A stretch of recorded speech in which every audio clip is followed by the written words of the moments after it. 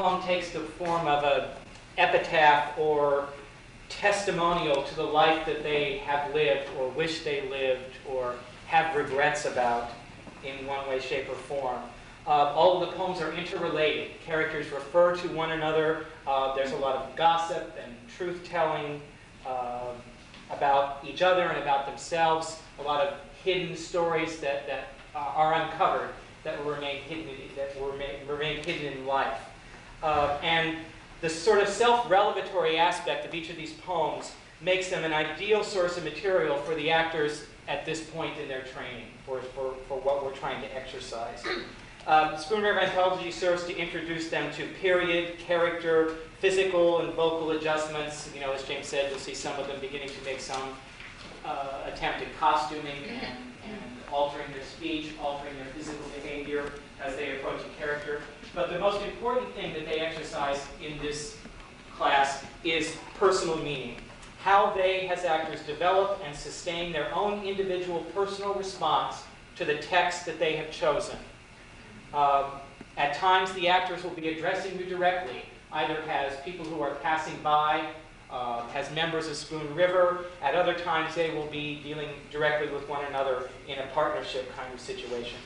There are 3 classes that are working tonight. The first is the Tuesday-Thursday class, followed by the Wednesday-Friday class, and then there's going to be a scene that didn't make it in the last Tech 2 scene night, and then the last class to go will be the Monday-Wednesday class. All of the actors in all 3 of these classes are required to stay here till the end, you know, until the bitter end, and James will have some announcements at that time about what you're going to do next. All of the other actors from the studio and also actors from outside the studio that are watching tonight, I ask you to watch the work analytically. For those of you who've done Spoon Rivers, you're going to be seeing pieces that you've done before. You're going to see pieces repeated. A lot of the actors have chosen the same pieces over and over again. And it's an interesting exercise for everyone to watch and see the subtle shifts in meaning that each actor has from piece to piece, how one Pauline Barrett differs from someone else's Pauline Barrett. And if you watch closely, I think that will be an interesting experience for you. But again, encouraging everyone to watch the acting analytically. If anybody in this room comes to the conclusion that I could have done it better, you're in the wrong place, you're in the wrong ballpark. I want you to look beyond that. I want you to try to isolate the actor's problem and see what tools and techniques that actor is using to solve that problem. And then, in terms of yourself, say, well, if that were my problem, if I were doing that piece, I might try this. That's what I mean by analytically. I hope that you all enjoy the work and enjoy hearing the work of Edgar Lee Maskers. He's a beautiful, beautiful poet. And we'll start with the Tuesday-Thursday class.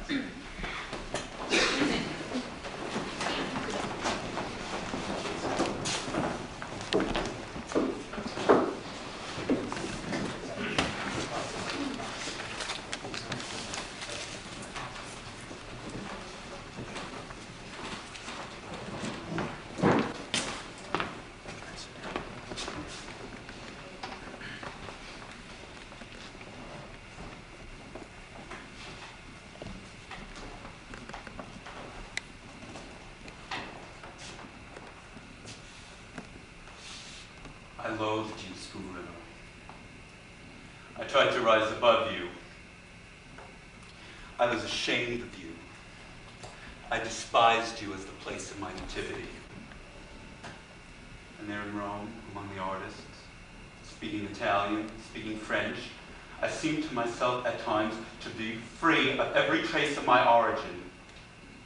I seemed to be reaching the heights of art, and to breathe the air that the masters breathed, and to see the world with their eyes. But still they'd pass my work, and they'd say, "What are you driving at, my friend?" Sometimes the face looks like Apollo's, and others it has a trace of Lincoln's. There was no culture, you know, in Spoon River. So I burned with shame and I held my peace. And what could I do? All covered over and weighted down with Western soil. Except aspire and pray for another birth in this world with all of Spoon River rooted out of my soul.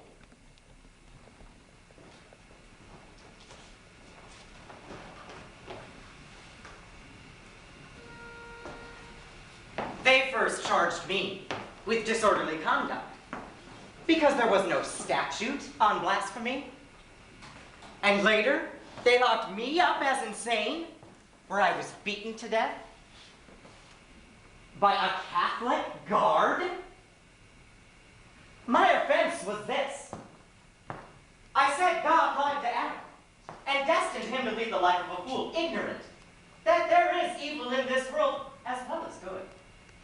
And when Adam outwitted God and ate that apple and saw through that lie, God drove him out of the Garden of Eden to keep him from taking the fruit of immortal life. I mean, for Christ's sake, you sensible people. Here is what God himself said about it in the book of Genesis. And the Lord God said, "Behold, the man has become as one of us. A little envy, you see? To know good and evil."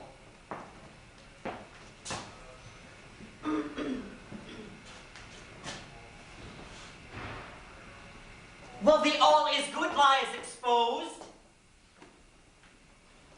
And now, lest he reach forth his hand and take also of the tree of life and eat and live forever, and so God drove him out of Eden.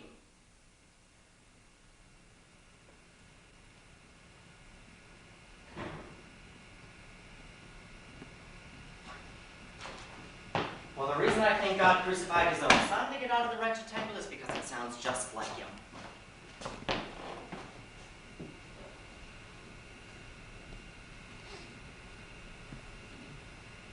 I know he told thy snare to sow, the snare that led him to death, and that all the men loved him, and most of the women pitied him.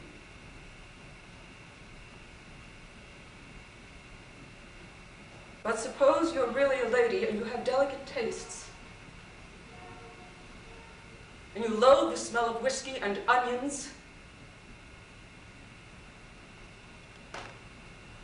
and the rhythm of Wordsworth's ode runs in your ears, while he goes from morning till night repeating bits of that common thing, "Oh, why should the spirit of mortal be proud?"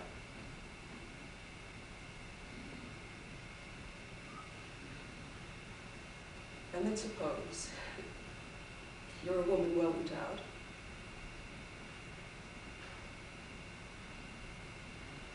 and the only man with whom law and morality will allow you a marital relation is the only one who fills you with disgust every time you think of it. Well, you think of it every time you see him.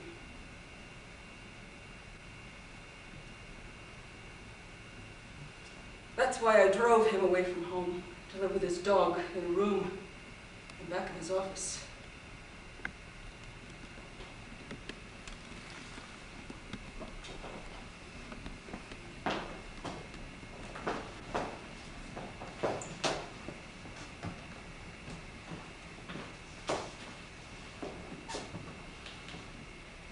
I am Minerva, the village poetess, hooted at, jeered at by the yahoos of the street. And all the more so when Butchwalder captured me after a brutal hunt. He left me to my fate with Dr. Myers. And I sank into death, growing numb from the feet up.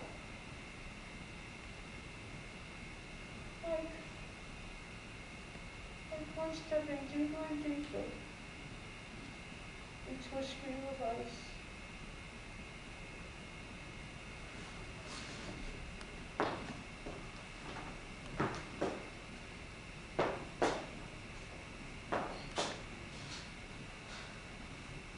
Will someone go to the village newspaper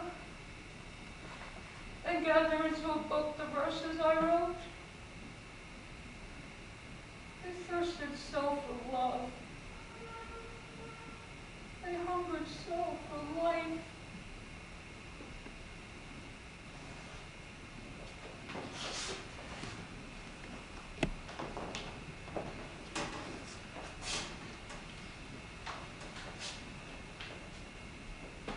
I was only 8 years old. And before I grew up and knew what it meant, I had no words for it. Except that I was frightened and told my mother.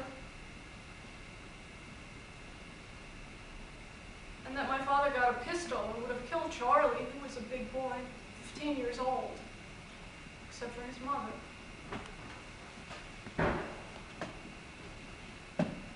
Nevertheless, the story clung to me. But the man who married me,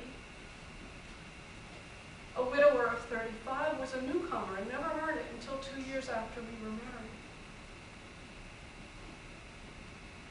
Then he considered himself cheated. And the village agreed that I was not really a virgin.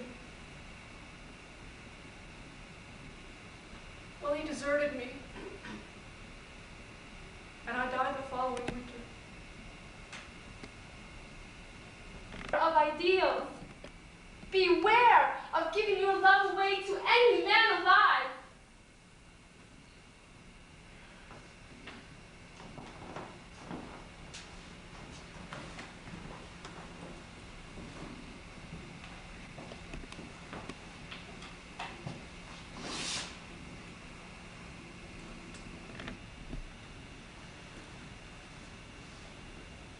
Should I tell my baby?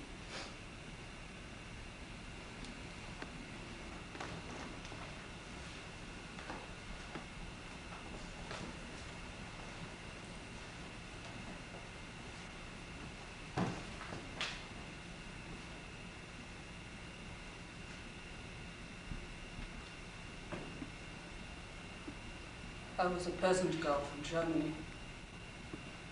Blue-eyed, rosy, happy, and strong. And the first place I worked was at Thomas Green's.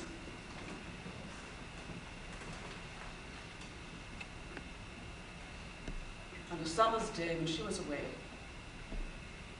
he came right into the kitchen, took me in his arms and kissed me on my foot. I turned my head. Then, neither of us seemed to know what happened, and I cried for what would become of me. And I cried and cried as my secret began to show. One day, Mrs. Green said she understood she would make no trouble for me. Be childless, she would adopt it. He had given her a farm to be still. So, she hid in the house, and she sent out rumors, as if they were going to happen to her.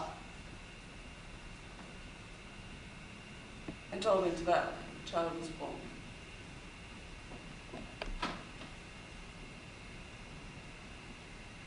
Years passed. I married Gus Werkman. But sometimes at political rallies, when sitters-by think I'm crying at the eloquence of Hamilton Green, no, I want to say that's not it. That's my son. That's my son.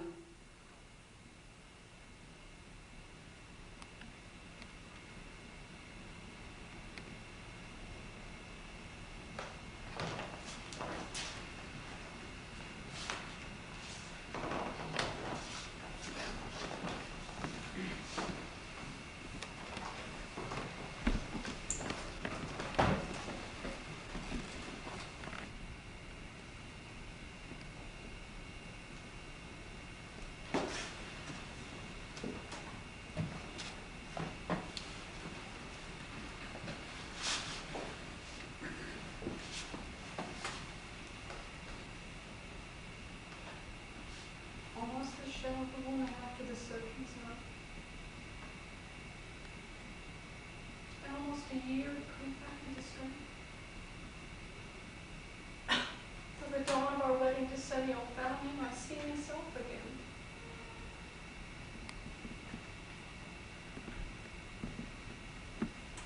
We walked the forest together by a path of soundless moss and turf, and I could not look in your eyes. And you could not look in my eyes. For such sorrow was ours.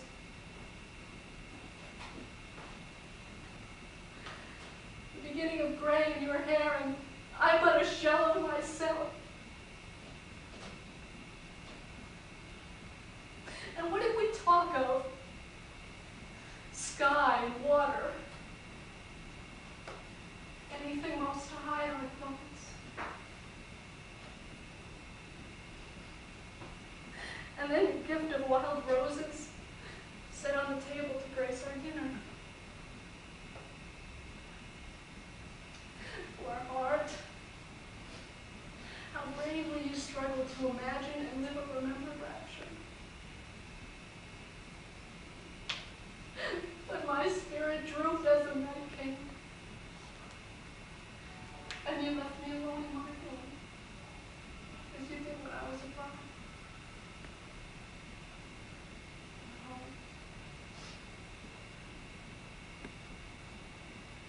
And I looked in the mirror, and something said one should be all dead when one is half dead.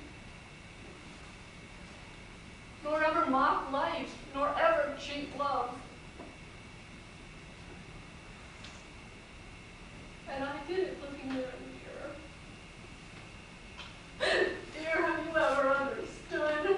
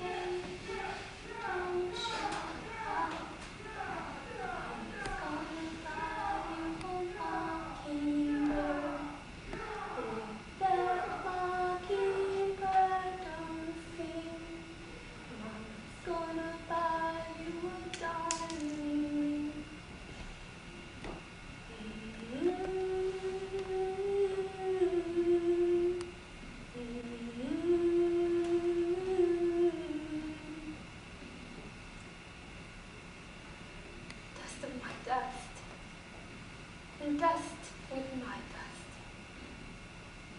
A child who died as you entered the world. Dead with my death. Not knowing dread, though you tried so hard with the heart that beat. When you lived with me, you stopped when you left me for life. Well, my child. But you never traveled the long, long ways that begin with school days. When little fingers blur under the tears that fall on crooked letters. And the earliest moon when a little mate leaves you alone for another.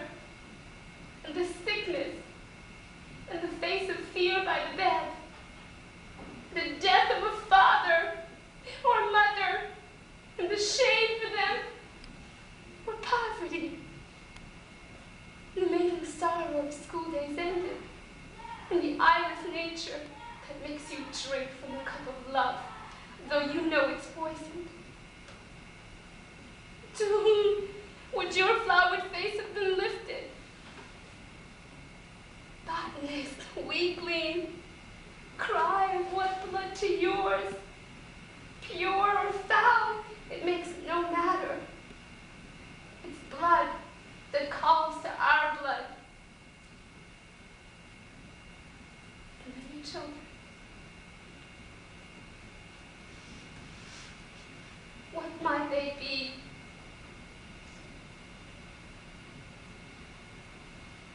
And what your sorrow?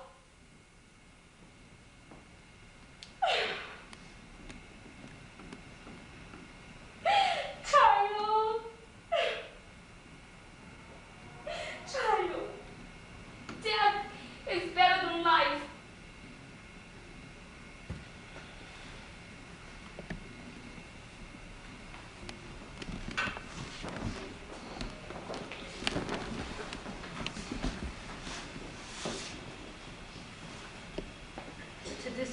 devotion, I would say. Memorize some bit of verse, of truth, or beauty. It may serve a turn in your life. My husband had nothing to do with the fall of the bank. He was only cashier. The wreck was due to the president, Thomas Rhodes, and his vain, unscrupulous son. Yet my husband was sent to prison, and I was left with the children to feed and clothe and school them. And I did it. And I sent them forth into the world, all clean and strong. And all through the wisdom of Pope the poet. Act well your part, for there all honor lies.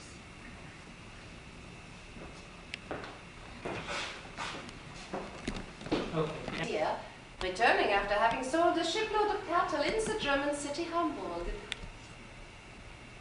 He brought me to Spoon River, and we lived together for 20 years. They thought that we were married. This old tree near me is the favorite haunt of blue jays, chattering all the day.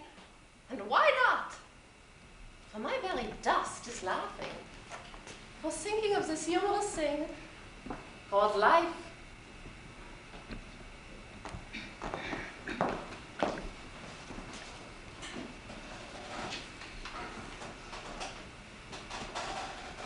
I was Willie Metcalf. They used to call me Dr. Myers because they said I looked like him. And according to Jack McGuire, he was my father. I lived in the livery stable, sleeping on the floor side by side with Roger Bound's bulldog, or sometimes in a stall. I could crawl between the legs of the wildest horses without getting kicked. On spring days, I used to tramp through the country to get the feeling I sometimes lost, that I was not a separate thing from the earth. I used to lose myself by lying in the woods with eyes half open. Once I saw a stone in the sunshine trying to turn to jelly. Sometimes I talked to animals, even toads and snakes, anything that had an eye to look into.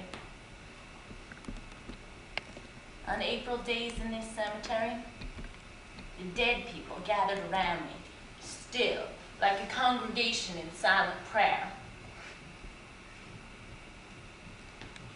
I never knew whether I was part of the earth with flowers growing in me, or whether I walked. Now I know.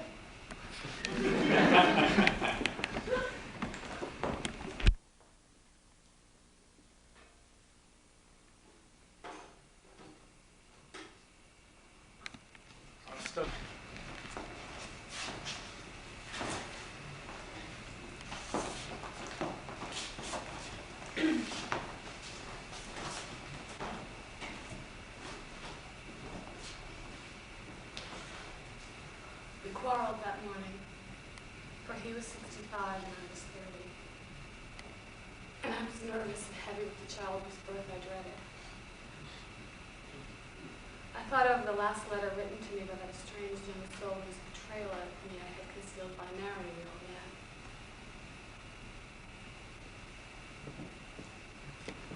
I took the morphine and sat down to read.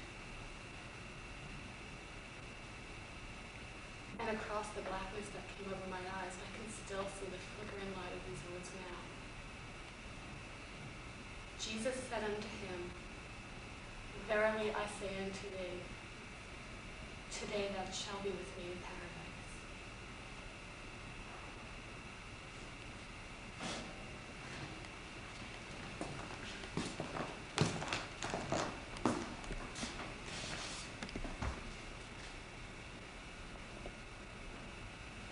Why did you leave me, Papa? Why did you do it?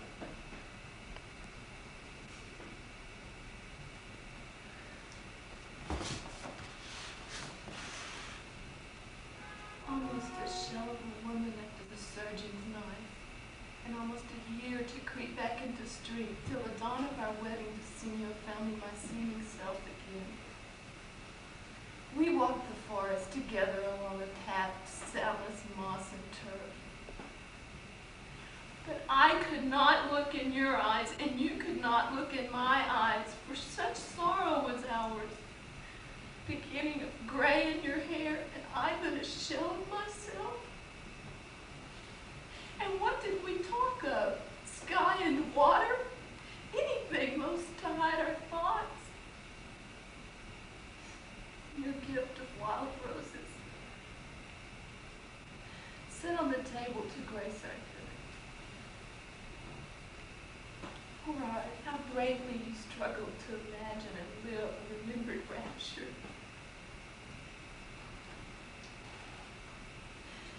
And the night came on, my spirit began to droop. And you left me alone in my room for a while as you did when I was a bride.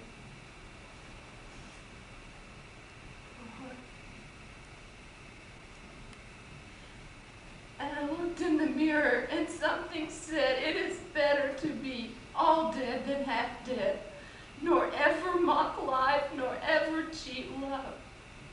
And I did it, looking in the mirror. Dear, have you ever understood?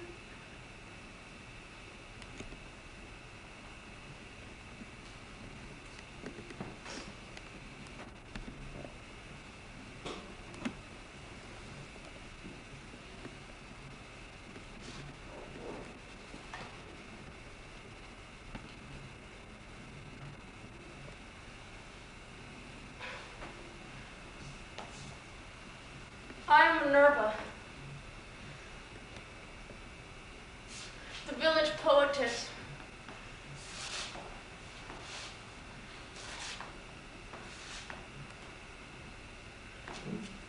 Hooted at,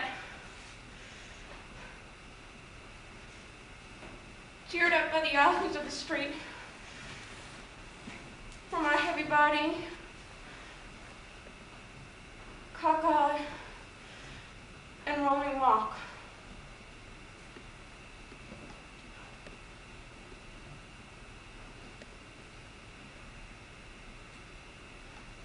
And all the more when betrothed you capture me after a brutal hunt. You left me to my fate with Dr. Meyer, and I sank into death, growing numb from the feet up.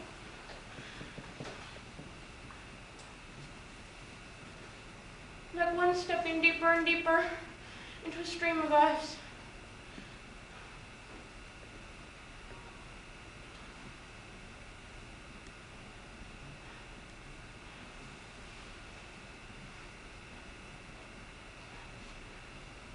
Will someone go to the village newspaper and collect into the book the verses I wrote?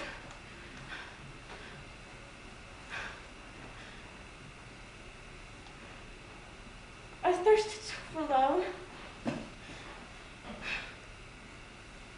I hungered so for life.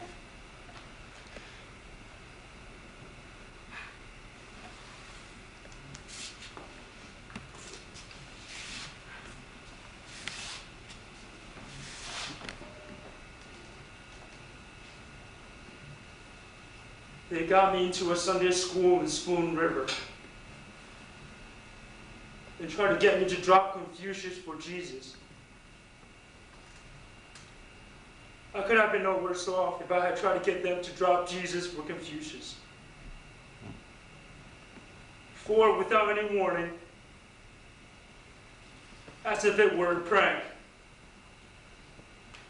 and sneaking up behind me, Harry Wally, the minister's son, caved my ribs into my lungs with the blow of his fist.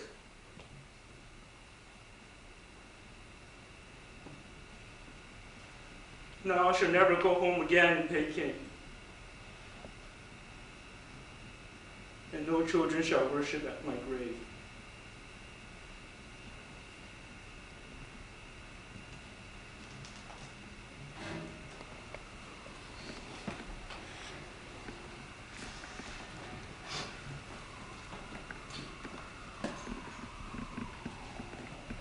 No other man, unless it was Doc Hill, did more for the people in this town than I.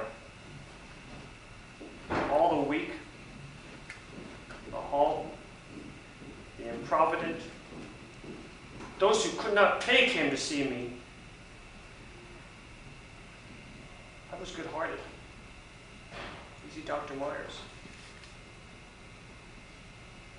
I was healthy, happy, in good fortune.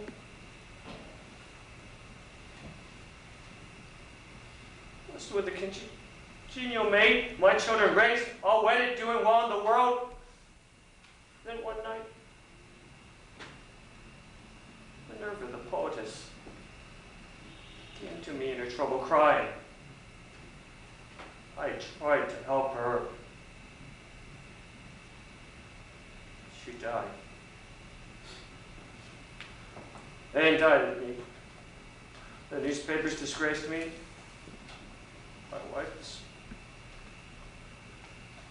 life perished of a I'm not willing to finish it.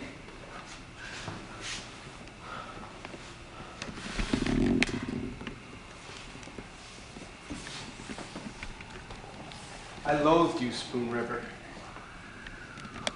I tried to rise above you. I seemed to myself at times to lose every trace of my origin. I seemed to be reaching the heights of art and to breathe the air that the masters breathe and see the world with their eyes. But still they'd pass my work and say, "What are you driving at, my friend?" Sometimes the face looks like Apollo's, at others it has a trace of Lincoln's. There was no culture, you know, in Spoon River. And I burned with shame and held my peace. And what could I do while covered over and weighted down with western soil? Except aspire and pray for another birth in the world with all of Spoon River rooted out of my soul.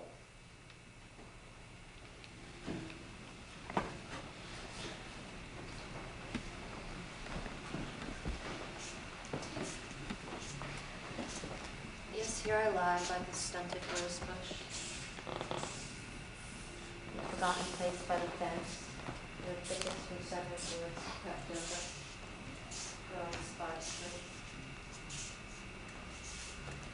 And you were a leader in New York, wife of a noted millionaire, name in society columns. Beautiful, admired, magnified perhaps by the mirage of distance. You have succeeded and I have failed in the eyes of the world.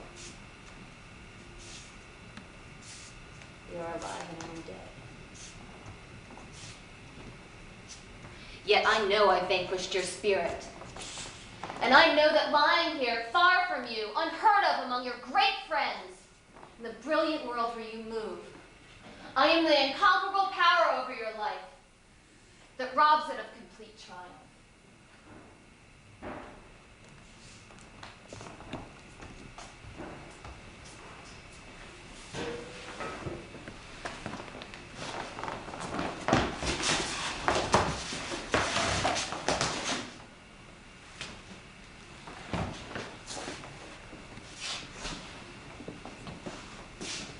They first charged me with disorderly conduct, there being no statute and blasphemy.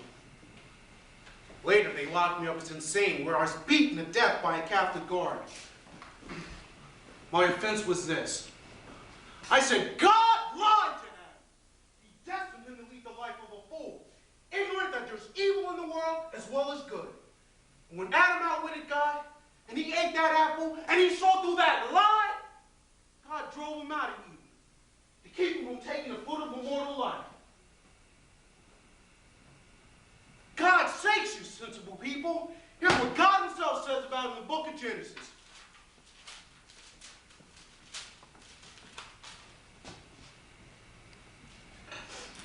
And the Lord God said, behold, the man has become as one of us. A little envy. You see? It's no good and evil. The all is good lie exposed. And now, lest he put forth his hand and take also the tree of life and eat and live forever, therefore the Lord God sent him forth from the Garden of Eden.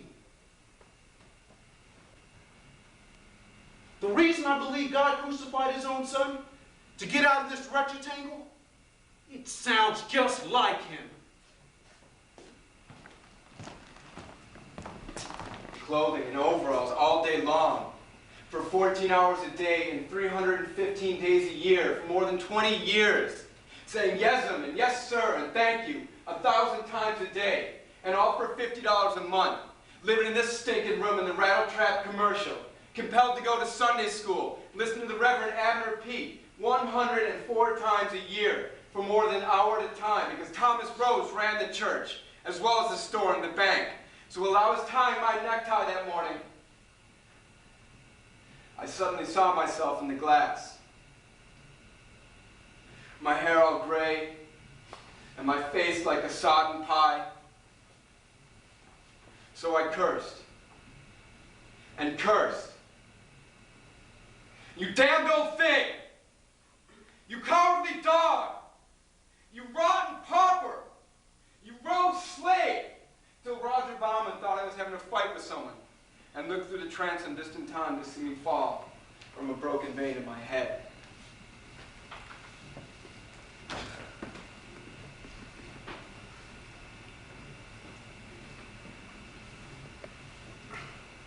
I was just turned 21, and Henry Phipps, the Sunday school superintendent, made a speech at Benno's Opera House.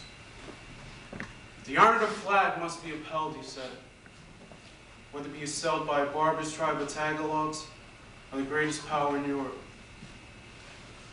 And all of us cheered and cheered the speech, and the flag he waved as he spoke. And I went to the war in spite of my father, following the flag. So I saw it raised by a camp in Riceville near Manila. But there were flies and poisonous things and deadly water and the cruel heat and sickening putrid food and the smell of the trench just out back of the tents where the soldiers emptied themselves. There were the whores who followed us full of syphilis and beastly acts between ourselves or alone, with bullying, hatred, degradation amongst us, days of loathing, nights of fear, to the hour charge through the steaming swamp, following the flag. I fell with a scream, shot through the guts.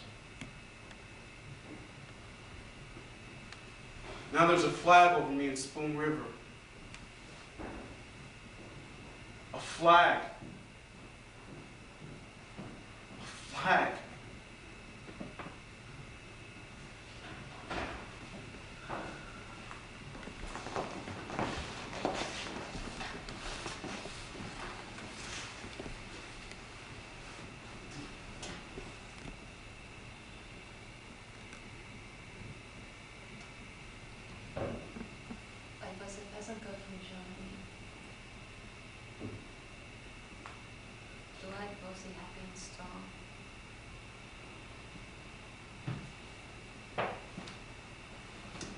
And the first place I worked was at Thomas Green's.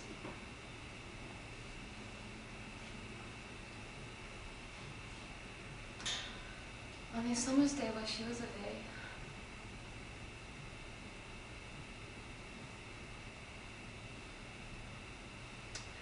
he stole into the kitchen and took me back into his arms. He kissed me on my throat.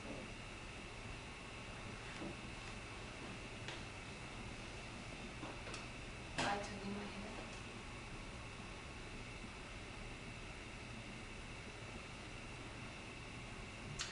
Then neither of us seemed to know what happened.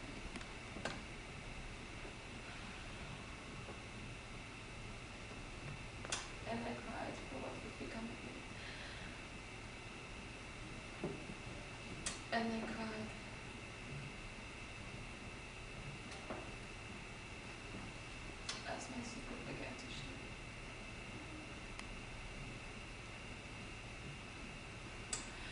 One day Mrs. Green came to me and said she understood. That she didn't make no trouble. And being Charles was adopted. He'd given her a farm to be still.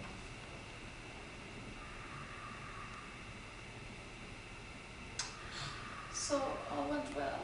So she hid in the house and sent out rumors as if it was going to happen to her.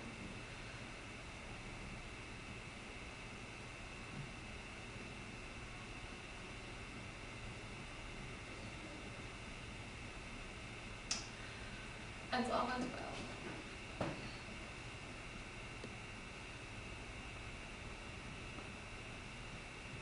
And the child is born.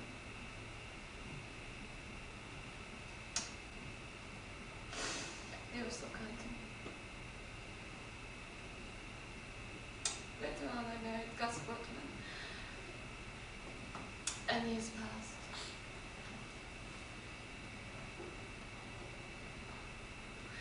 That political rise when the shit was fired. Think that I was crying with the elephants of Hamilton Green.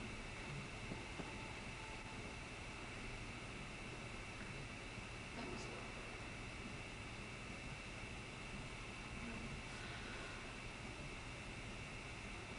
I wanted to say, that's my son. That's my son.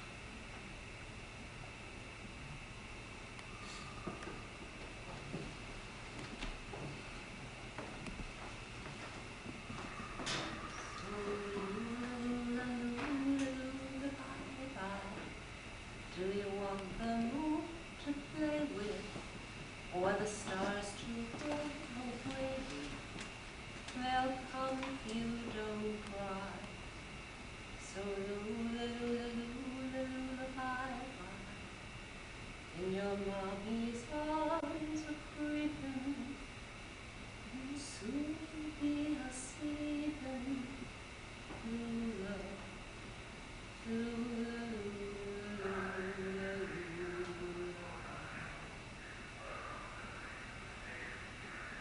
Dust in my dust, and dust with my dust.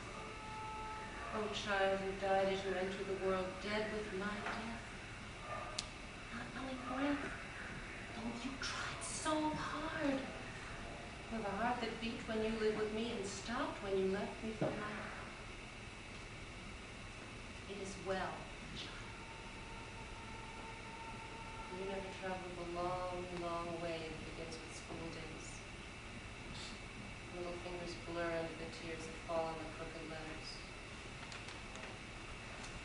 In the earliest womb, when a little maid leaves you alone for another. Sickness. A place of fear by the bed. Death of a father or a mother. Or shame for them. Or poverty. The maiden sorrow of school days ended. Nihilist nature. It makes you drink from the cup of love, though you know it's poisoned. To whom would your flower face have been lifted? Botanist, weakling, cry of what blood to yours? You're a foul, for it makes no matter, it's blood. Calls to our blood. And then your children, oh, what might they be, and what your sorrow? Child, child, death is better than life.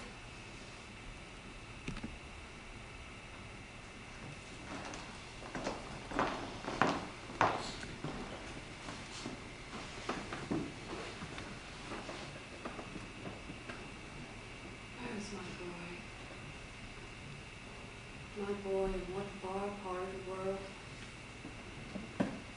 Boy, I love best of all in school. I, the teacher, the old maid, Virgin Heart, who made them all my children. Did I know my boy aright? Thinking him spirit flame, active, ever aspiring? Oh boy, boy, for whom I prayed and prayed many a watchful hour at night. Do you remember the letter I wrote you of the beautiful love of Christ? And whether you ever took it or not. My boy, wherever you are, work for your soul's sake, that all the clay of you and all the dross of you may yield to the fire of you, till the fire is nothing but light. Nothing but light.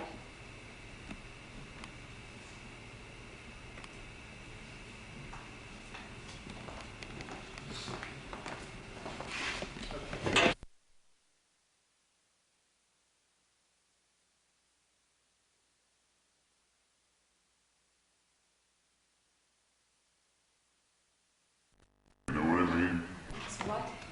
Masculinity. Anyway, that was the motif of the thing, so to speak. What I was trying to bring out in a fairly subtle way. I mean, God, I honestly thought it was going to go over like a goddamn lead balloon. And when I got it back with this goddamn A on it and letters about 6 feet high, I swear, I nearly killed over. Why? Why what? Why did you think it was going to go over like a lead balloon? Well, I just told you. I just got through saying this guy Brugman is a big Flaubert man. Or at least I thought he was. This is marvelous. I'm so glad it's not about 20 to 1. I hate it when it's absolutely all gin. Anyway, I think I got the goddamn paper in my room. If we get a chance over the weekend, I'll read it to you. Marvelous. I'd love to hear it. I mean, I didn't say anything too goddamn world-shaking or anything like that. I don't know, though. I think the emphasis that I placed on why he was so neurotically attracted to the mot juste wasn't too bad. I mean, you know, in light of what we know today. I mean, not just psychoanalysis and all that crap, but certainly to a certain extent. You know what I mean? I'm no Freudian man or anything like that, and certain things you can't pass over as capital F Freudian and let them go at that. So to a certain extent, I think I was perfectly justified to point out that none of the really good boys, Tolstoy, Dostoevsky, Shakespeare, for Christ's sakes, were such goddamn word squeezers. I mean, they just wrote, you know what I mean? You want your Oliver what? No, you want it? You don't. Anyway, this guy Brugman thinks I ought to publish the goddamn paper somewhere. I don't know, though. I mean, critical essays written on Flaubert and those boys are a goddamn dime a dozen. As a matter of fact, I don't think there have been any really incisive jobs done on him in the last 20 years. You sound like a section man, but exactly. Beg your pardon? You're talking like a section man. I'm sorry, but you are. You really are. I am? And how exactly does a section man talk, may I ask? Well, I don't know what they are around here, but where I come from, a section man is a person that takes over the class when the professor's in there, or is busy having a nervous breakdown, or is at the dentist, or something. He's usually a graduating student or something. Anyway, if it's a course in Russian literature, he comes in his little button-down collared shirt, his little striped tie, and he starts knocking Turgenev for about a half an hour or so. Then when he's finished, and he's completely ruined Turgenev for you, he starts talking about Stendhal or somebody that he wrote his thesis on for his MA. Where I go, there's about 10 of these little section men running around, ruining things for people, and they're all so incredibly brilliant that they can hardly open their mouths from the contradiction. I mean, if you get into an argument with one of them, all they do is get this terribly benign expression. You got a goddamn bug today, you know that? What the hell's the matter with you anyway? I'm sorry. It's awful. I felt so destructive all week. It's terrible. I'm awful. Your letter didn't sound so goddamn destructive. I had to strain it out. Do you want another one? Franny, you want another martini or what? I'm sorry. Yes, no, I don't know. Which is it? Yes, please. I'm Two. just off today. I'm just lousy. I'll snap out of it in a minute, I promise. If it wasn't too late and I hadn't decided like a fool to got thrown as I think I dropped English, I don't know. I'm just sick and pedants and conceited little terror downers. I could just scream. I'm sorry, I'll stop and keep my word. It's just if I had any guts at all, I wouldn't have got back to college at all this year. I mean, it's all the most incredible farce. Brilliant, that's really brilliant. Sorry. Stop saying you're sorry, do you mind? I mean, I don't suppose it's occurred to you that you're making one hell of a sweeping generalization. I mean, if all English department people were such great little terror downers, it would be an altogether completely What? I said, yes, I know, you're right. Just don't pay any attention to me. No, I mean, hell, there are incompetent people in all walks of life. That's basic. Let's drop the goddamn section men for a minute. Are you listening to me or what? Yes. You got two of the best men in the country in your goddamn English department. Manlius and Esposito. God, I wish we had them here. At least they're poets, for God's sake. They're not poets. That's partly what's so awful about it. They're not real poets. They're people that write poems and get published and anthologized all over the place, but they're not poets. Can't we just let it go, please? I'm just going to ruin the weekend. Maybe there's a trapdoor in my journal just disappear. You're not ruining anything.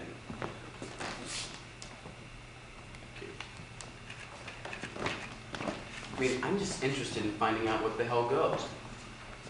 You have to be a goddamn bohemian type or dead, for Christ's sakes, to be a real poet? What do you want, some bastard with wavy hair? No, can't we just let it go, please? I'm just feeling absolutely lousy, and I'm getting it. I'd be very happy to drop the entire subject. I'd be delighted. Just tell me first what a real poet is, if you don't mind. I'd appreciate it. I really would. I don't know what a real poet is, Lane. I wish you'd stop, but I'm serious. I'm feeling really peculiar and funny, and I just can't take this. All right, okay, relax. Just trying to find out what All a real I know poet is this much. If you're a poet, you're supposed to leave something beautiful on the page and everything. And the ones that you're talking about don't leave a single solitary thing beautiful. All that the slightly better ones do is maybe get inside your head and leave something there. But just because they do, just because they know how to leave something, it doesn't mean it's a poem.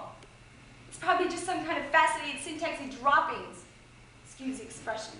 Like Manlius and Esposito and those poor men. I thought you liked Manlius. As a matter of fact, about a month ago, if I remember correctly, you said he was darling and that you couldn't wait to be in his class. I do like him, but I'm sick and tired of just liking people. I wish to God I could meet someone I could respect. Excuse me. Well, what's the matter? I'll be back in Where are you going? Well, do you feel all right or what?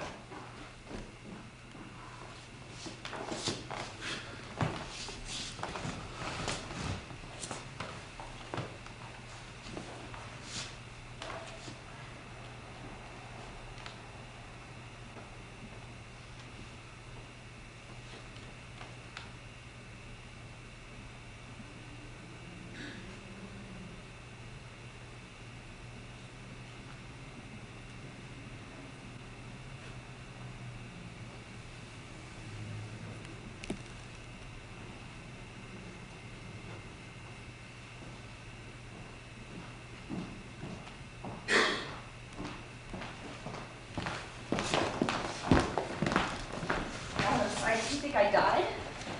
Well, I didn't think he died. I didn't know what the hell happened. We haven't got any too goddamn much time, you know? You okay? Your eyes are a little bloodshot. Are you all right or what? I'm marvelous now. I never felt so fantastically rocky my entire life. Did you order? No, I waited for you. What was the matter anyway? Your stomach? No, yes and no, I don't know. I'll just get a chicken sandwich and maybe a glass of milk, but you order what you want, and I'll take the snails and octopuses and things, octopi. I'm really not at all that hungry. This is going to be one real little doll of a weekend. Chicken sandwich, for Christ's sake. I'm not hungry, Lane. I'm sorry. My gosh, now why don't you order what you want? And I'll eat while you're eating. I just can't work up an appetite just because you want All right, all right. Yes, I'd like to start out with the escargot. And then to follow, she's going to have a chicken sandwich, and I'd love the frog legs, if I could. That's it. Thanks.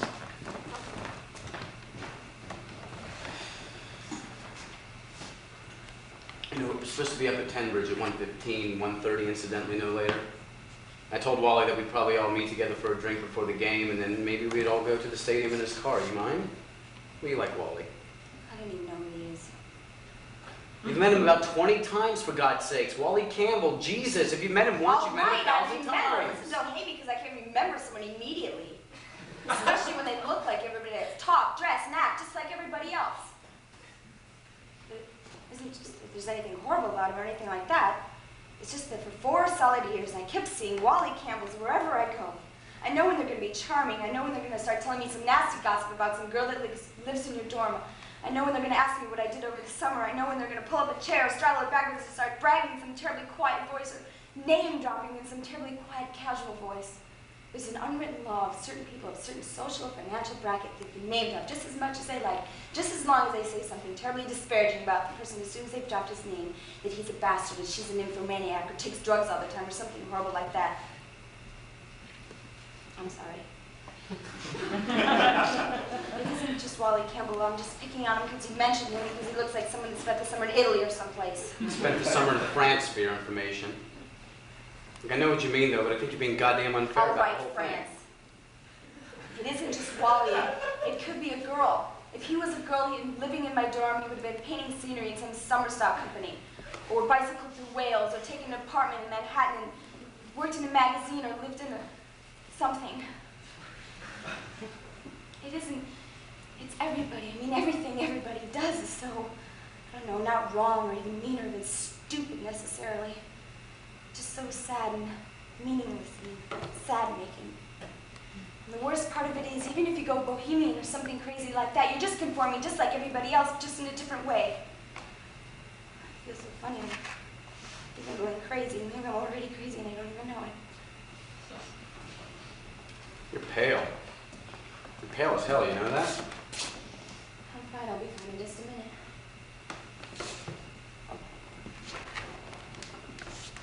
Your smells are beautiful. Smoke too much. Look, I'm worried about you. I'm serious. I mean, what the hell's happened to you in the last couple of weeks? Nothing. Absolutely nothing. Eat those nails. They're terrible when they're cold. You eat.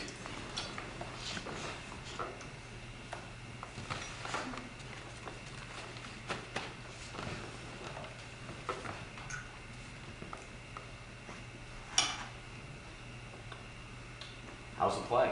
I don't know. I'm not in. I quit. Quit? Why, for God's sakes? I thought you were so mad about the part. I mean, what happened? Did they give it to someone else? No, they did not. It was all mine. That was nasty. That was really nasty. Well, what happened? You didn't quit the whole department, did you? Why, for God's sakes? I thought the goddamn theater was your passion. It's about the only thing I've ever I just fucking quit, good about. that's all. It started embarrassing me. I began to feel like just a nasty little egomaniac. I don't know.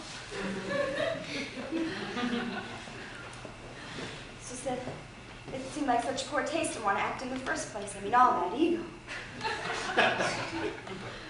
And I used to hate myself so when I was in a play, to be backstage when the play was over, all those egos running around feeling so terribly charitable and warm and kissing and wearing their makeup all over the place. And then trying to act totally natural and friendly when their friends came backstage to see them. And the worst part of it was I usually hated the plays I was in, especially in summer stock. I had good parts, so don't look at me that way. It's just that I was so ashamed that if anyone I respected, say my brothers, for example, came and heard me deliver some of those lines I had to say. Except for Peggy and Playboy last summer, that could have been really nice. Except for the goon that played the Playboy, spoil any fun it might have been. He was lyrical. God, he was lyrical. Well, you got terrific reviews. I mean, you sent me the reviews, if you recall. All right, okay, right. No, but I mean, you've been sitting here for like the last half hour talking as though you're the only person in the world with any goddamn sense, any critical ability. I mean, if some of the best critics thought that this man was terrific in the part, maybe he was. Maybe you're wrong. Ever occur to you? I mean, you haven't exactly reached the ripe old age of just starting yourself. He was terrific for someone who just has talent. But if you're going to play the Playboy correctly, you have to be a genius. You do, that's all. I can't help it. That's the way it is. God, I feel so funny and woozy. I don't know what's the matter with me. Think you're a genius? I don't do that to me. I wasn't doing anything. All I know is I'm going mad. And I'm sick of ego, mine and everyone else's. I'm sick of people that want to do something, be distinguished and all. Be something interesting. It's disgusting, it is, and I don't care what anybody says. Are you sure you're just not afraid of competing? I mean, I don't know too much about it, but I mean, I lay odds that a good psychoanalyst, I mean, a really competent wouldn't probably take that I'm statement. not afraid of competing. That's just the opposite. Don't you see that? I'm afraid I will compete. That's what scares me. That's why I quit the theater department. Just because I'm so conditioned to accept everyone else's values, just because I like applause and people to rave about me doesn't make it right. I'm ashamed of it and I'm sick of it. I'm sick of not having the courage to be an absolute nobody, and I'm sick of me and everybody else that wants to make some kind of splash. That's funny, that's new. My teeth are going funny at me, they're chattering. Maybe I'm going to start staring mad. Want to use this a second? Why do you need it? Or are you sweating? I mean, you're not sweating, but your forehead's perspiring quite a bit. I will clean up some more. Use my handkerchief. What the hell's the difference? No, I love that handkerchief. I don't want to get it all perspiring. God, I look like a ghost after this damage. What's the book? What book? It's just something I got to read on the train. It's called The Way of the Pilgrim. Scene.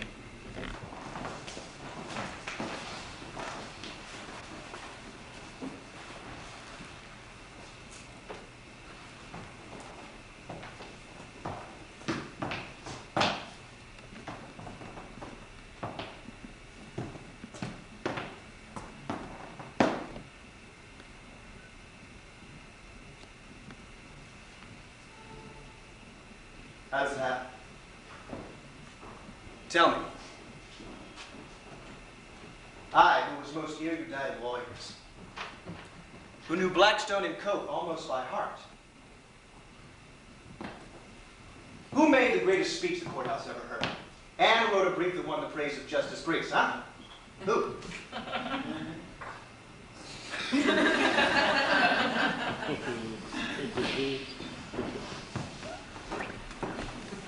Tell me, how is it that I lie here unmarked and forgotten, while Chase Henry, the town drunkard, has a marble block topped by an urn, where nature, in mood ironical, has sown a flowering weed? Huh? Ah.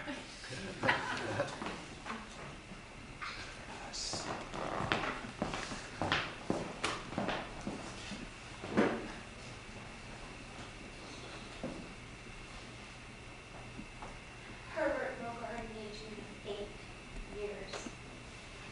When Annabelle returned to the village from the seminary.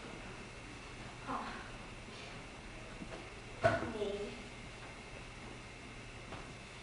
If I had let my love for him alone, life wouldn't be so. Who knows? Filling my life with human fragrance.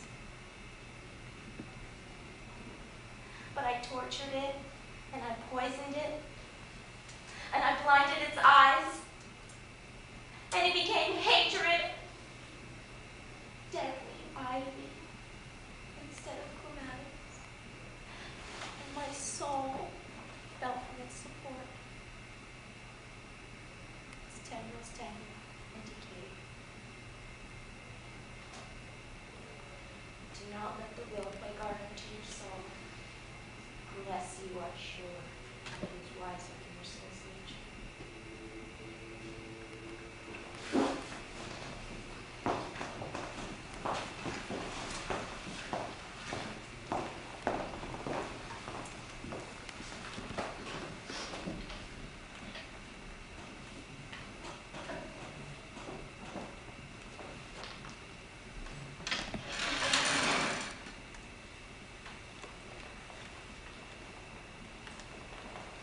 Dust of my dust, and dust with my dust.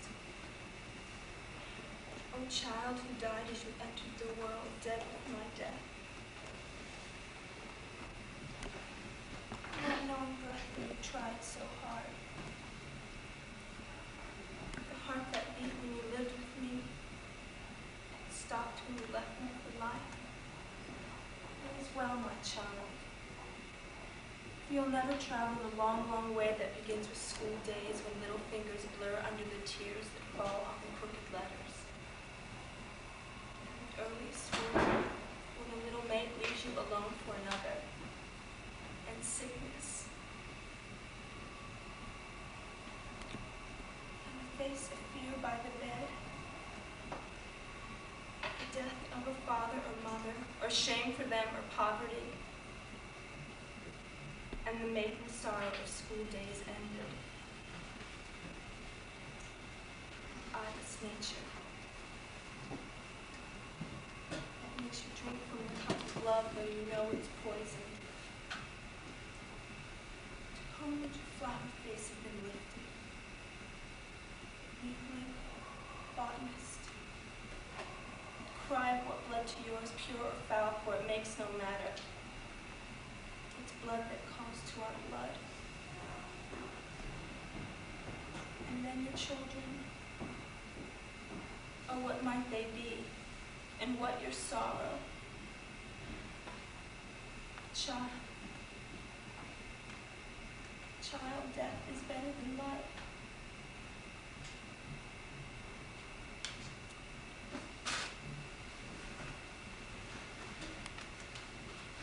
Oh, Pauline, I loved you so much. Why did you do it?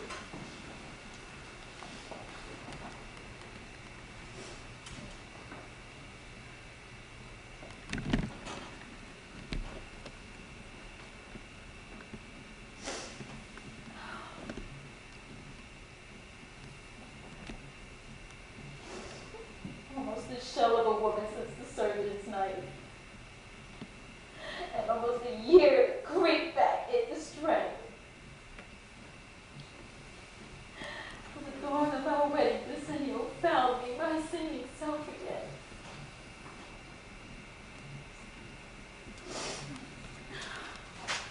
We walked the forest together.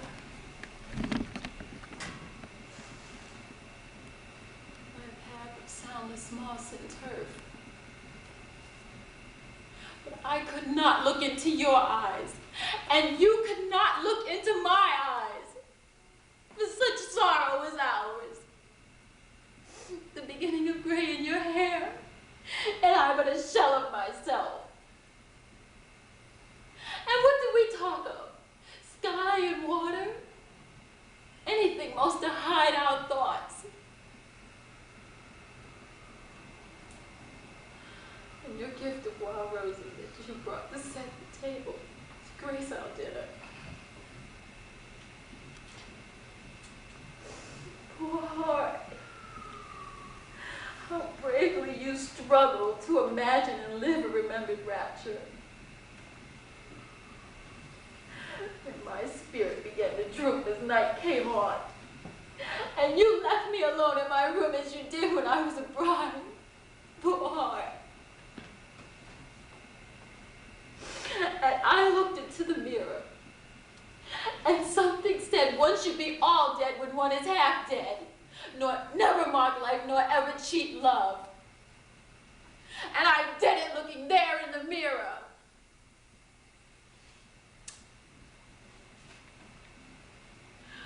Dear, have you ever understood?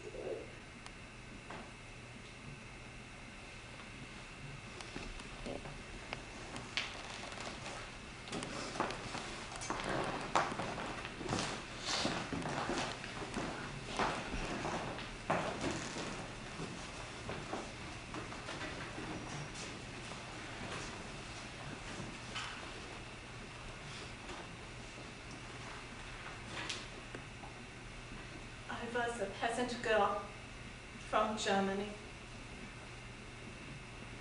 Blue-eyed, rosy, happy, and strong. And the first place I worked was at Thomas Bleen's.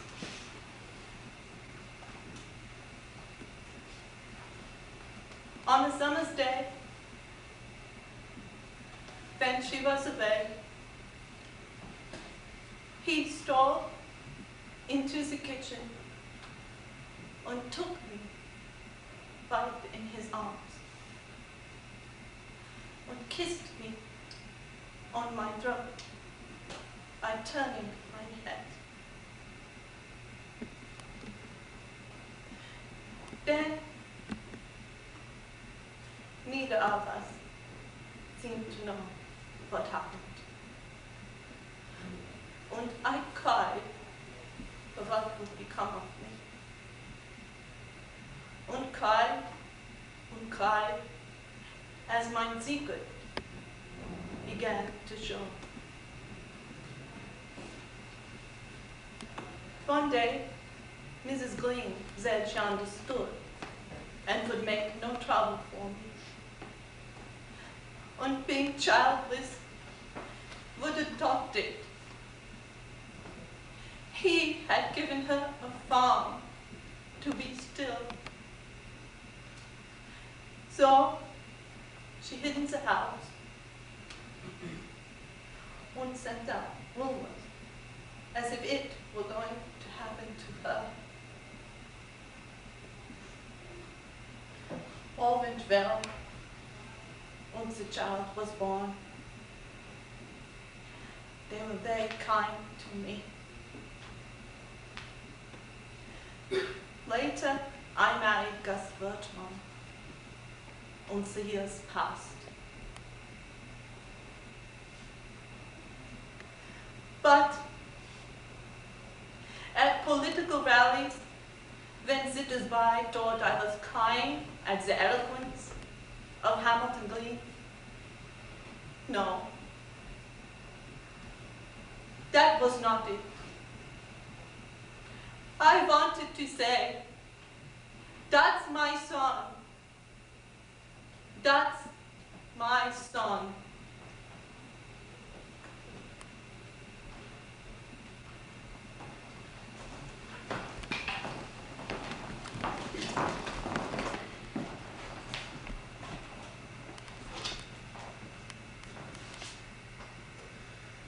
My wife lost her health and dwindled till she weighed scarce 90 pounds. And then that woman, whom the men styled Cleopatra, came around, and we married ones. All broke our vows, myself among the rest. Years passed, and one by one, death claimed them all in some hideous form. And I was borne along by dreams of God's particular grace for me. And I began to write, reams on reams of the second coming of Christ. And then Christ came to me, and he said, go into the church and stand before the congregation and confess your sin. But when I stood up and began to speak, I saw my little girl, who was sitting in the front seat. My little girl was born blind. After that, all was blackness.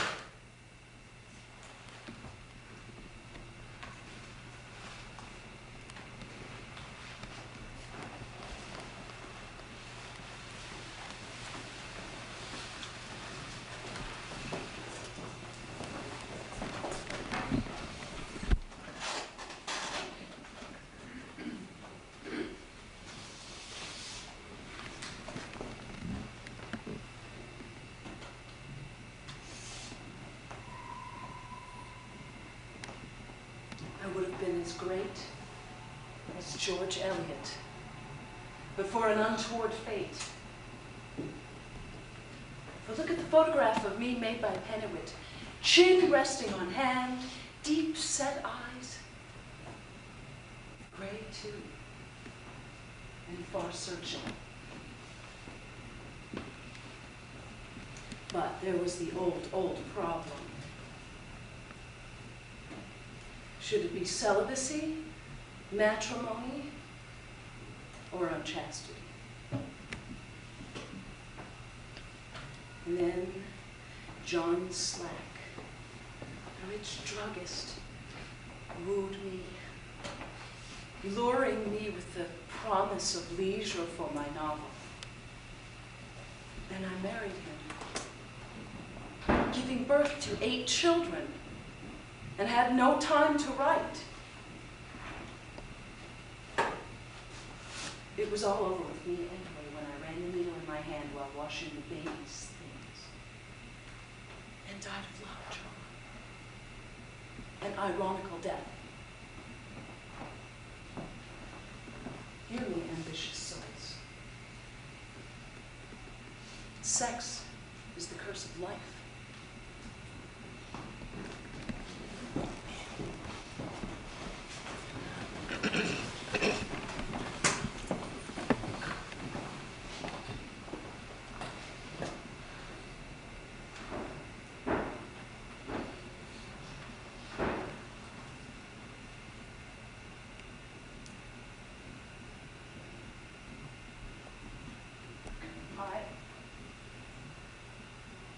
know that he told that I snared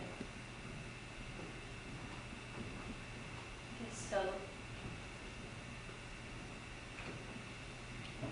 with a snare which led him to death.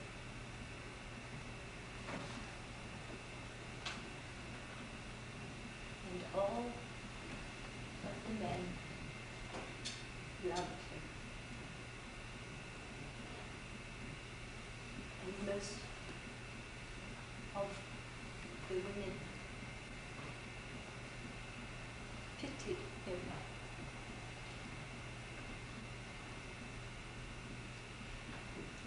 But suppose you're really a lady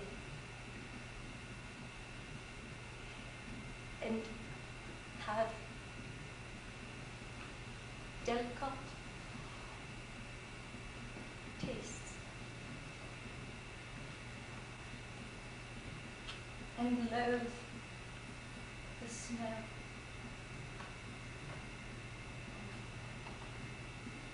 the sea and onions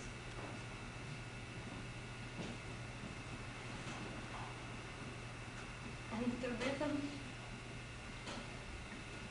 of Wordsworth's ode runs in your ears. How he goes about morning till night, repeating bits of that common thing. Oh, why should the spirit of mortals be proud?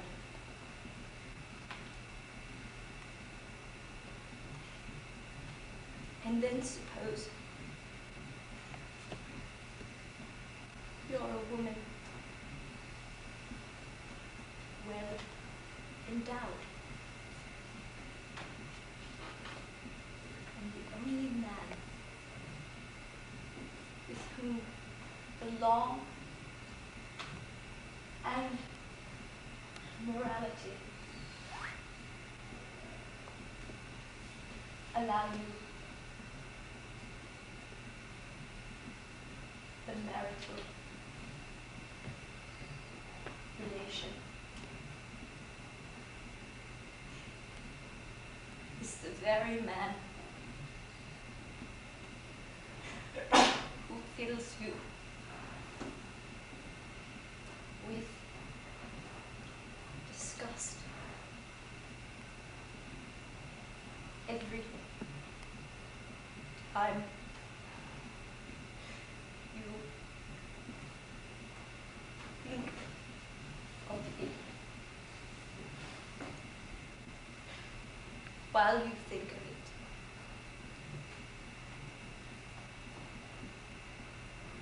every time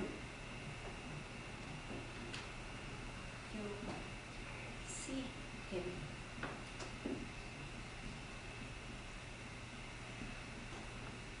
that's why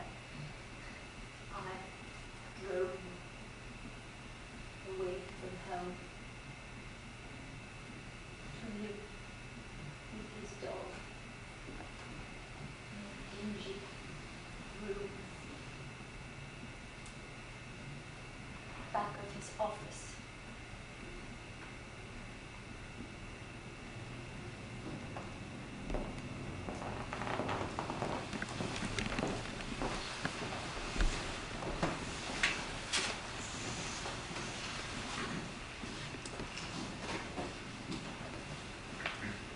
Have you seen a man walking through the village with downcast eyes and haggard face? That is my husband, who by secret cruelty never to be told robbed me of my youth and my beauty, till at last wrinkled and with yellow teeth, and with broken pride and shameful humility, I sank into the grave. But what think you gnaws at my husband's heart? Face of what I was. Face of what he made me. These are driving him to the place where I lie. In death. I am avenged.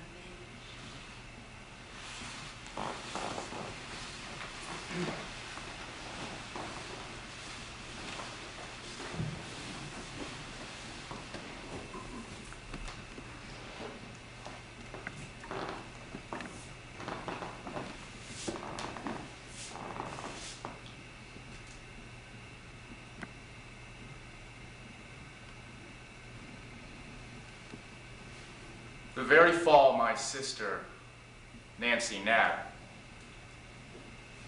set fire to the house. They were trying Dr. Duval for the murder of Zora Clement. And I sat in the court 2 weeks.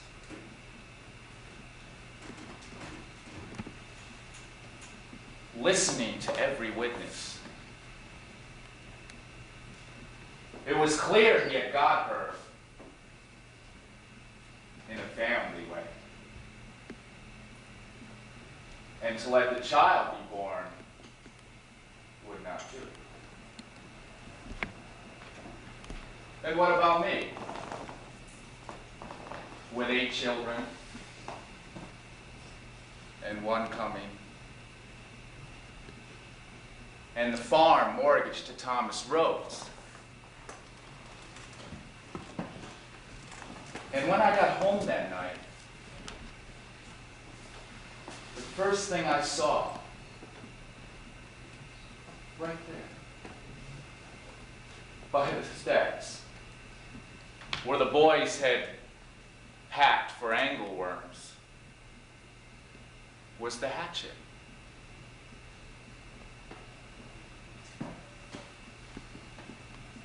And just as I entered, there was my wife, standing before me, big with child.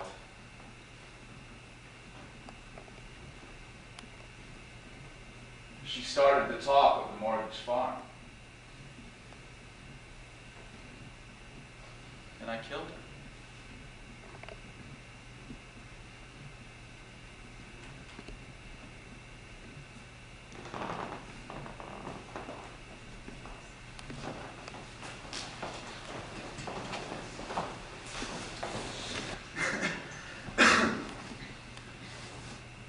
Belong to the church and to the party of prohibition.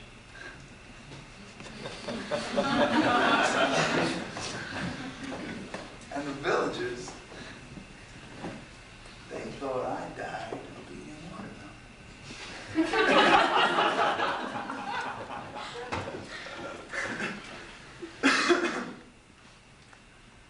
In truth, I had cirrhosis of the liver. For every noon, for 30 years, I slipped behind the prescription partition in Tramer's drugstore and poured a generous drink from the bottle marked Spiritus Frumenti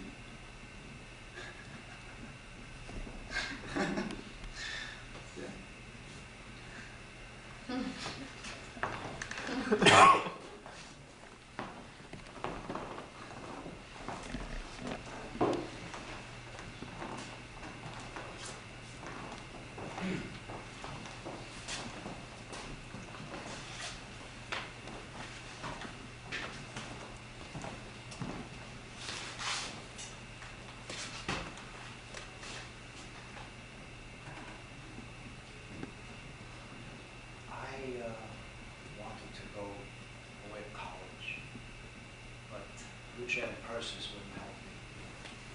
So I made gardens and raked the lawns, and bought John Alden's books for my earnings. Toiled for what it means a lot.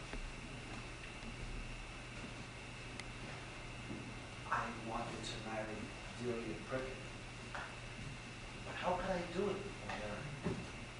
And there was Aunt Persis, more than 70, who sat in a wheelchair, half alive, with her throat so paralyzed when she swallowed, the soup ran out of her mouth like a duck. A gourmand yet, investing her income in mortgages, and fretting all the time about her rents and notes and papers. That day, I was sawing wood for her and reading Proudhon in between. I went into the house for a drink of water, and there she sat, asleep in her chair, and Proudhon laying on the table, and a bottle of chloroform on the book that she sometimes used for an aching tooth.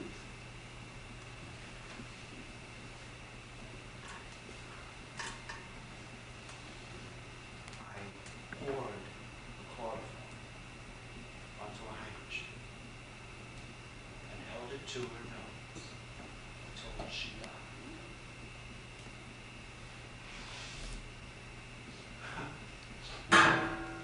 Oh, Delia, you and Proudhon steadied my hand. And the coroner said she died of heart failure. I married Delia and got the money. A joke on you, spoon-bella.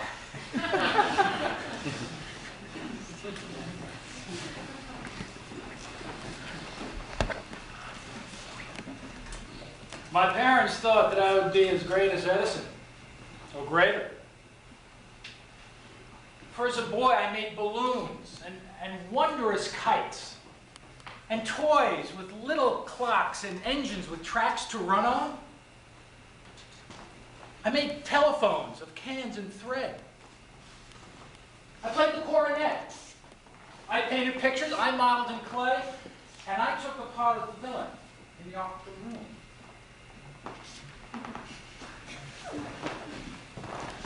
But at 21, I got married and had to live. And so to live, I learned the trade of making watches and kept a jewelry store down on the square. Thinking, thinking, thinking, thinking. Not a business, but of the engine I studied the calculus to build. And all the Spoon River watched and waited for it to work. But it never worked. And a few kind souls thought that my genius was somehow hampered by the store, but that's not true. The truth was this. I didn't have the brains.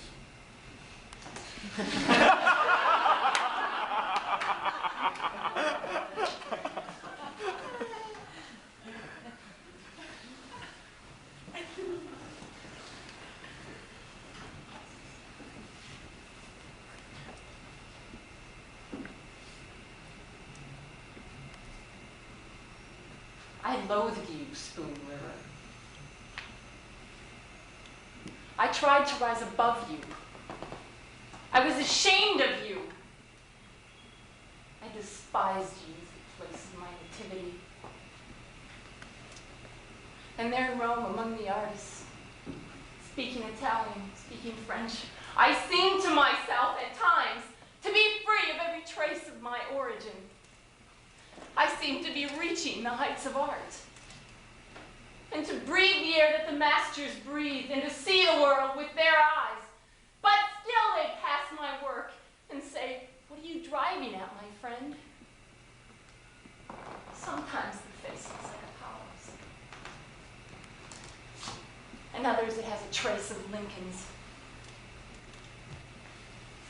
There was no culture, you know, in Spoon River. That I burned with shame. That I held my peace. But what could I do? All covered over and weighted down with western soil.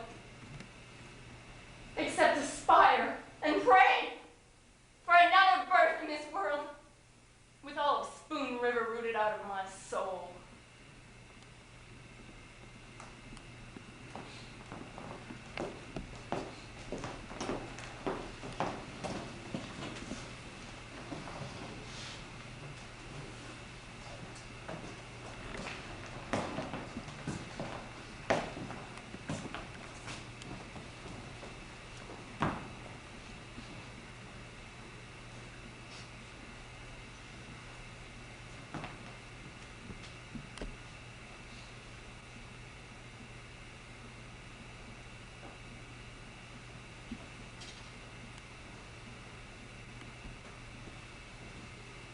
I've studied many times a marble that was chiseled for me. It's a boat with a furled sail that rests in a harbor. In truth, it pictures not my destination, but my life.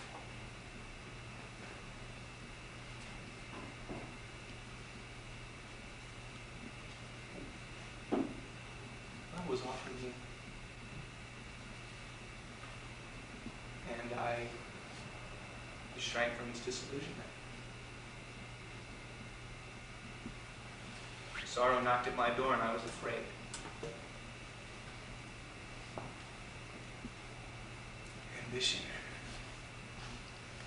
Ambition called to me,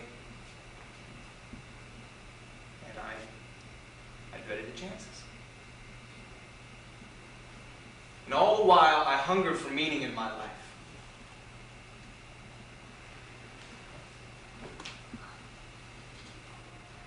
Now I know. We must lift the sails and let the winds of destiny carry us wherever they drive the boat. Put that meaning in one's life may end in madness, but life without meaning is torture. It's the restlessness of vague desires. It's like a boat longing for the sea, yet afraid.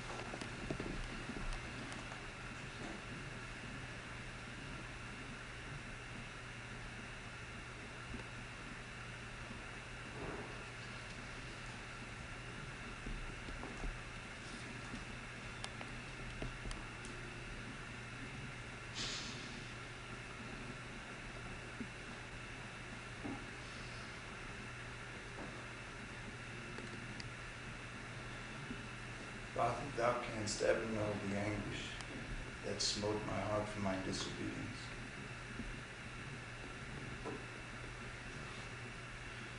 The moment I felt the remorseless wheel of the engine sink into the ground flesh of my leg,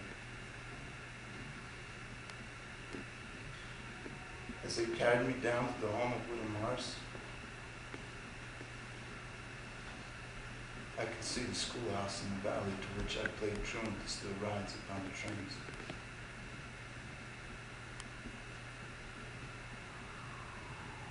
I prayed to live until I could ask your forgiveness.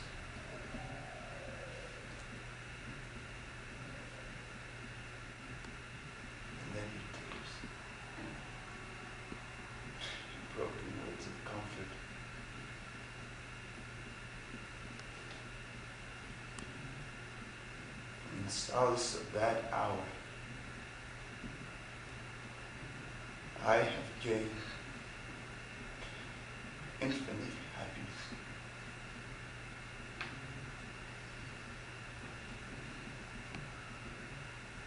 Thou wert wise to chisel for me, taken from the year to come.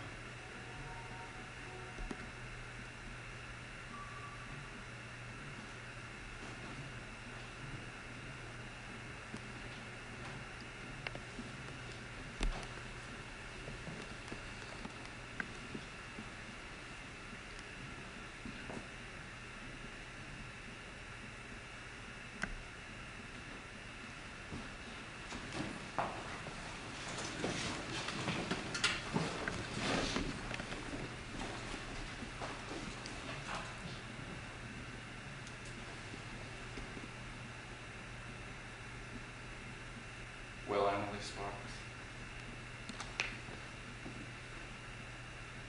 your prayers were not wasted. Your love was not all in vain. I owe whatever I was in life to your hope that would not give me up, to your love that saw me still as good. Dear Emily Sparks, let me tell you the story. I passed the effect of my mother and father. The milliner's daughter made me trouble, and out I went into the world, where I passed through every peril known, of wine and women, and joy of life. One night in a room in the Rue de Rivoli, I was drinking wine with a black-eyed coquette,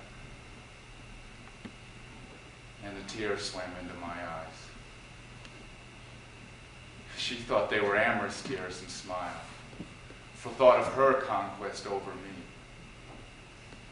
But my soul was 3,000 miles away, in the days when you taught me in Spoon River. And just because you no more could love me, nor pray for me, nor write me letters, the eternal silence of you spoke instead. And the black-eyed coquette took the tears for hers, as well as the deceiving kisses I gave her. Somehow from that hour, I had a new vision. Dear Emily Sparks.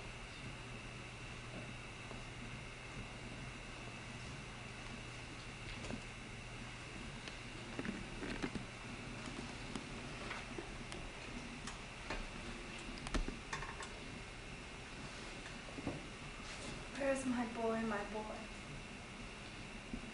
In what far part of the world? I, the teacher, the old maid, virgin heart, who made them all my children. Did I know my boy aright, thinking his spirit aflame, active, ever aspiring? Oh boy, boy, for whom I prayed and prayed many a watchful hour at night. Do you remember the letter I wrote you of the beautiful love of Christ? And whether you ever took it, my boy, wherever you are, work for your soul's sake, that all the clay of you, all the dross of you will yield to the fire in you, until the fire is nothing but light. Nothing but light.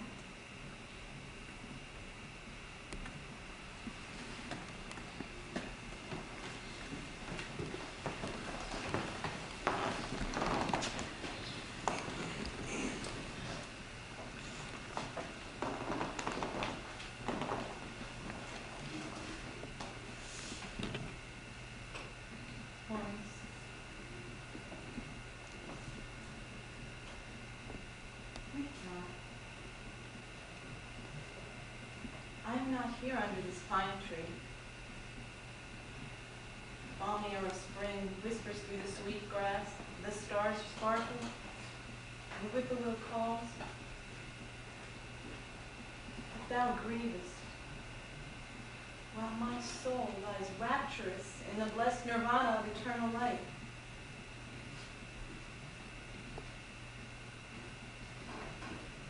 Go to the good heart that is my husband, who broods upon what he calls our guilty love, and tell him that my love for you, no less than my love for him, wrought out my destiny. That through flesh I won spirit, and through spirit, peace.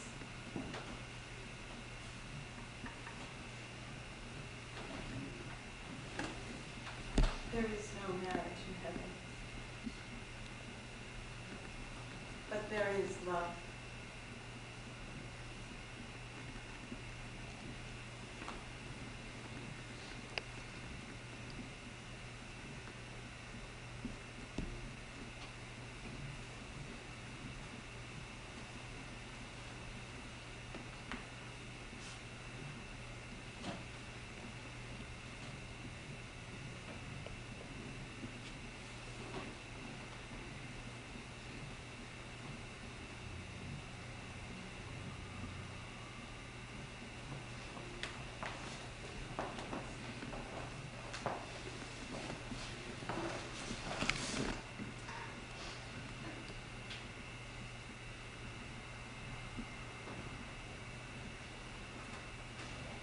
Almost the shell of a woman after the surgeon's knife.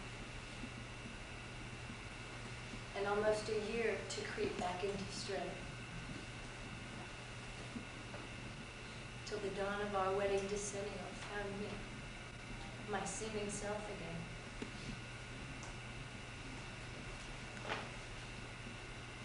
We walked the forest together, by a path of saddleless moss and turf. But I could not look in your eyes, and you could not look in my eyes. For such sorrow was ours. The beginning of gray in your hair, and I, but a shell of myself. And what did we talk of? Sky and water. Anything most to hide our thoughts.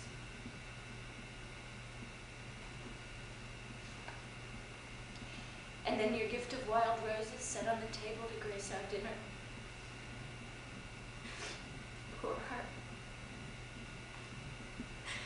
How bravely you struggled to imagine and live a remembered rapture.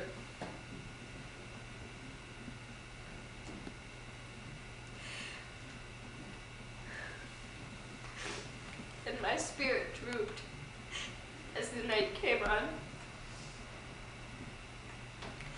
And you left me alone in my room for a while, like you did when I was a bride. Poor heart. And I looked in the mirror,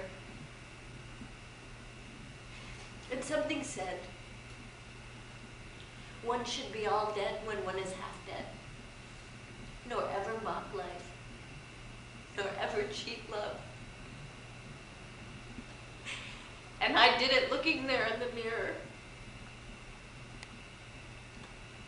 Dear, have you ever understood?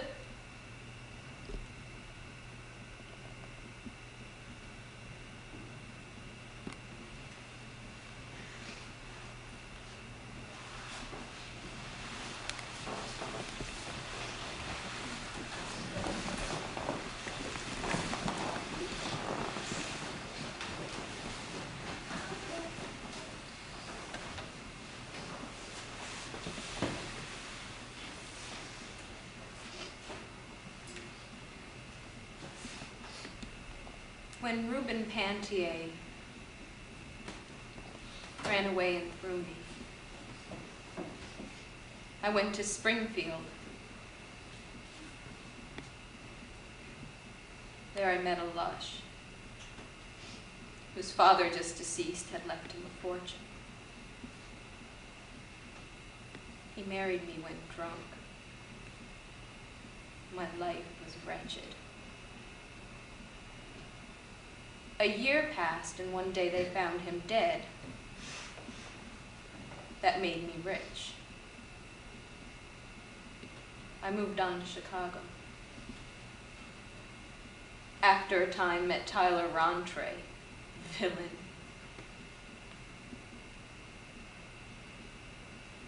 I moved on to New York. A gray-haired magnate went mad about me, so another fortune. He died one night right in my arms, you know. I saw his purple face for years thereafter. It was almost a scandal. I moved on, this time to Paris. I was now a woman, insidious, subtle, versed in the world and rich. My sweet apartment near the Champs-Élysées became a center for all sorts of people. Musicians, poets, dandies, artists, nobles, where we spoke French and German, Italian, English. I wed Count Navigato, native of Genoa. We went to Rome. He poisoned me, I think. Now in the Campo Santo overlooking the sea, where young Columbus dreamed new worlds. See what they chiseled. Contessa Navigato, implora eterna quiete.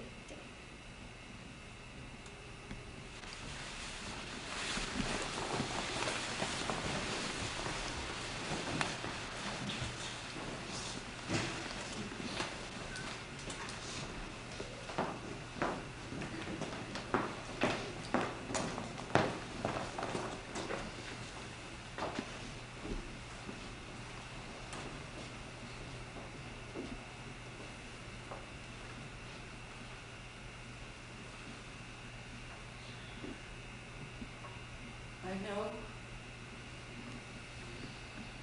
that he told that I snared his soul with a snare which bled him to death.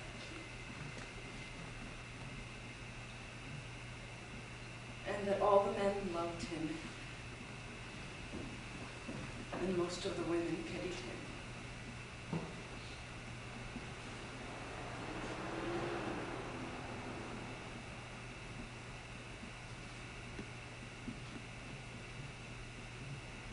Suppose you're really a lady and have delicate tastes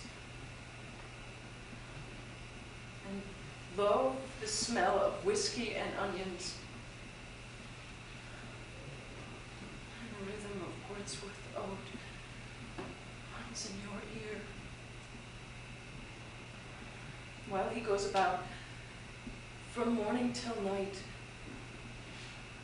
repeating bits of that common thing. Oh, why should the spirit of mortal be proud?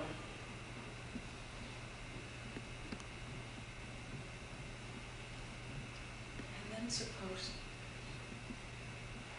you are a woman well endowed,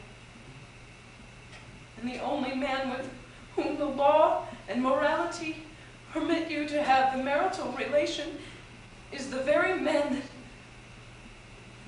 fills you with disgust Every time you think of it, every time you see him.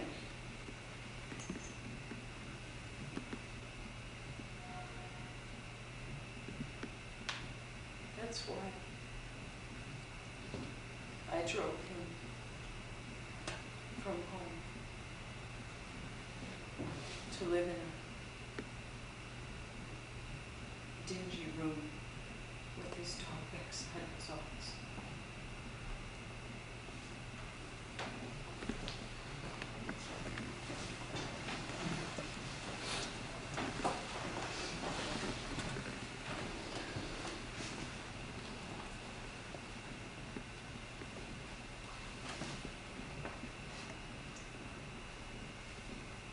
I would have been as great as George Eliot, but for an untoward fate.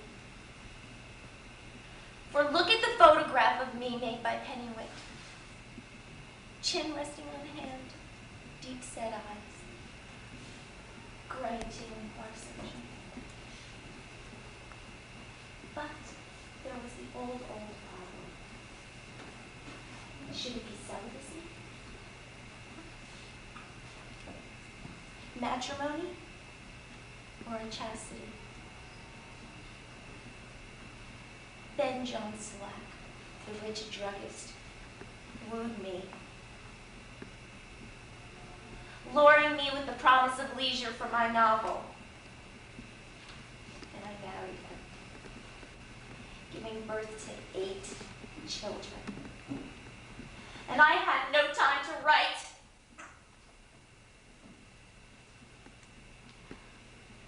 Well, it was all over with me anyway, when I ran a needle in my head while watching the baby's things. And died of lockjaw, an ironical death. Hear me, ambitious souls.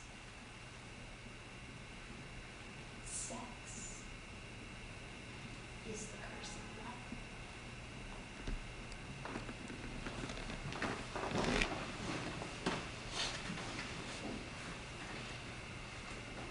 Reverend Wiley advised me not.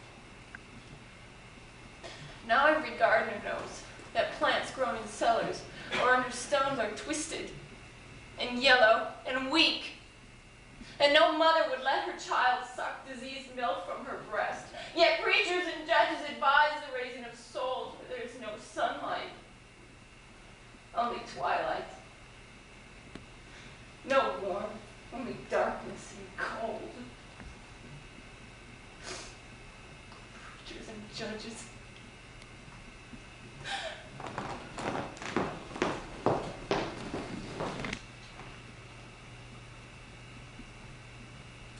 I was just turned 21. Henry Phipps, the Sunday school superintendent, made a speech in Bindle's Opera House. The honor of the flag must be upheld, he said. It would be assailed by a barbarous tribe of Tagalogs or the greatest power in Europe. And all of us cheered and cheered his speech and the flag he waved as he spoke. I went to the war in spite of my father.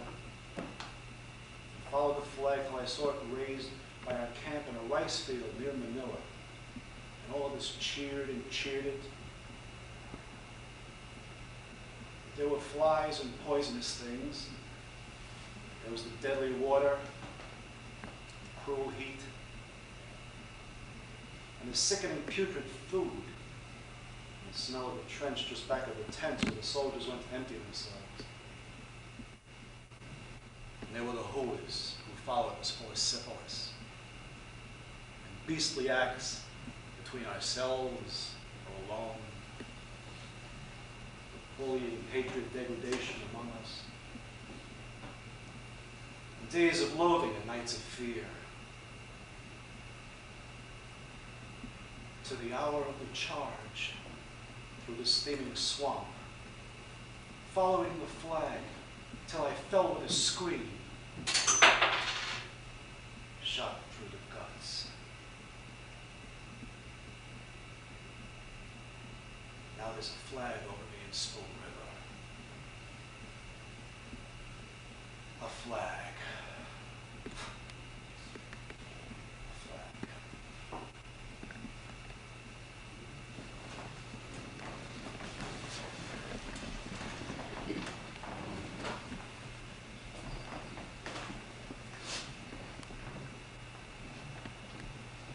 Rhodes' slave. Selling shoes and gingham flour and bacon, overalls, clothing all day long for 14 hours a day for 313 days for more than 20 years. Saying yes'm and yes sir, thank you, 1,000 times a day. And all for $50 a month. Look at this stinking room of the rattle trap commercial. And compelled to go to Sunday school and listen to the Reverend Admiral Pete 104 times a year. For more than an hour at a time. Because Thomas Rhodes ran the church as well as the store and the bank. So I was tying my neck that morning. I suddenly saw myself in the glass. My hair all gray, my face like a sodden pie. So I began cursing and cursing. You damned old thing! You cowardly dog! You rotten pauper! You Rhodes' slave!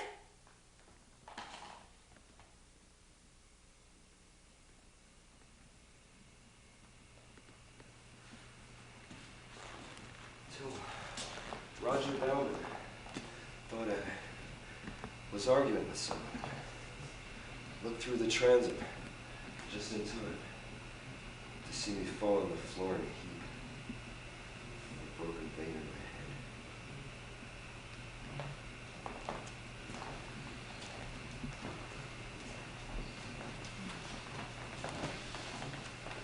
All right, now you children are going to have to be quiet if you want me to tell you this story. No hush up now. Shh. Let's see, where will I begin?